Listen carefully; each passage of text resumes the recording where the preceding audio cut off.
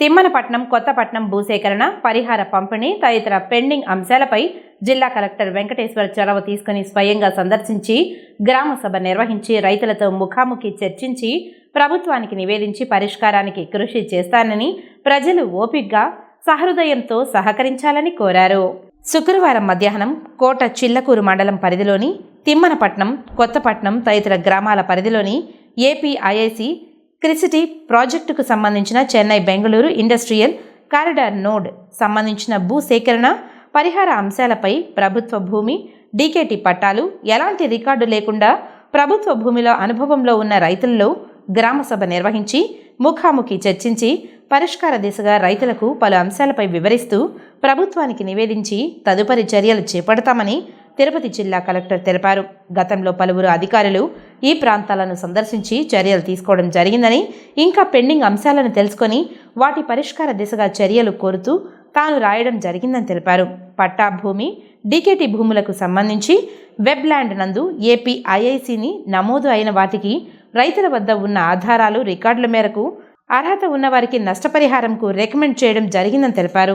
అలాగే ప్రభుత్వ భూముల్లో రైతులు ఎన్నో ఏళ్లుగా అనుభవంలో ఉన్న రైతులకు సంబంధించి వారు ఎన్ని సంవత్సరాలు అనుభవంలో ఉన్నారు, ఎంత విస్తీర్ణంలో ఎంత పెట్టుబడి పెట్టారు, 10 టీంలు ఏర్పాటు చేసి సర్వే చేయించారని, సదరు ప్రక్రియ మంగళవారం తిమ్మనపట్నం నందు, బుధవారం కొత్తపట్నం నందు, సిద్ధవటం నందు చేపట్టాలని ఆర్డీఓ గూడూరు వారికి కలెక్టర్ ఆదేశించారు.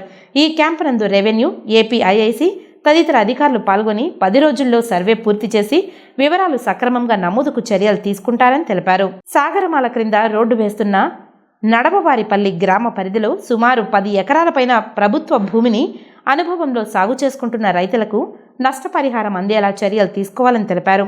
తిమ్మనపట్నం మెయిన్ రోడ్డు వద్ద ప్రదేశం కండలేరు నీటి ప్రవాహం కోతకు గురైందని, ఎస్టీ కాలనీలోకి తరచూ వరద ప్రవాహం వస్తుందని, దానికి సంబంధించిన రీవిట్మెంట్ వాల్ ఏర్పాటు కొరకు అంచనాలు పూర్తి అయ్యాయని, నిధులు రాలేదని రైతులు గ్రామస్తులు తెలపగా కలెక్టర్ దానిపై పరిశీలించి తగు చర్యలు తీసుకుంటామని తెలిపారు. పలువురు లేవనెత్తిన ఇంటి స్థలాలు పొసెషన్పై డైరెక్ట్ పోర్టు వారితో మాట్లాడి చర్యలు తీసుకుంటామని తెలిపారు. రైతులు పొలాలలో వేసుకున్న వేరుశెనగ పంటను కలెక్టర్ పరిశీలించారు. కోట మండలం కొత్తపట్నం నందు గ్రామస్తులు తెలిపిన అంశాలపై మాట్లాడుతూ ప్రభుత్వ ప్రాధాన్యత పరిశ్రమల స్థాపనతో పాటు ప్రజల సంక్షేమం కూడా ప్రాధాన్యత ఉందని తెలిపారు.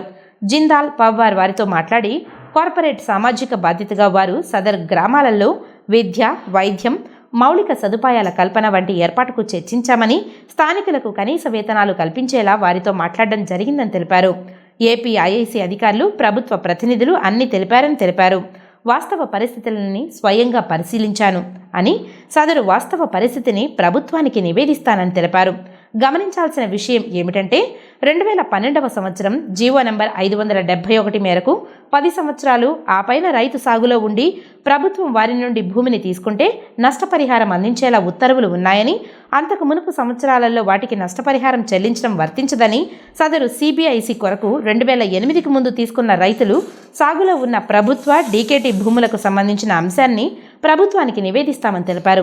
ప్రభుత్వం మీద నమ్మకం ఉంచి సహకరించాలని, పెండింగ్గా ఉన్న ఈ సమస్యను పరిష్కారం కొరకు ప్రభుత్వానికి పూర్తి స్థాయిలో నివేదిక సమర్పించి తగు చర్యలు తీసుకుంటామని తెలిపారు. స్థానిక గూడూరు ఎమ్మెల్యే సహకారంతో ప్రభుత్వ ఆంక్షల మేరకు పారిశ్రామిక అభివృద్ధికి, నిరుద్యోగ యువతకు వివిధ పరిశ్రమల్లో ఉపాధి కల్పించేలా జాబ్ మేళా త్వరలోనే నిర్వహించడానికి సన్నాహాలు చేస్తున్నామని తెలిపారు. రానున్న 10 రోజుల్లో వివిధ పరిశ్రమల యజమానులతో సమావేశం నిర్వహించి జిల్లాలోని స్థానిక యువతకు ఉపాధి కొరకు చర్యలు తీసుకుంటామని కలెక్టర్ తెలిపారు.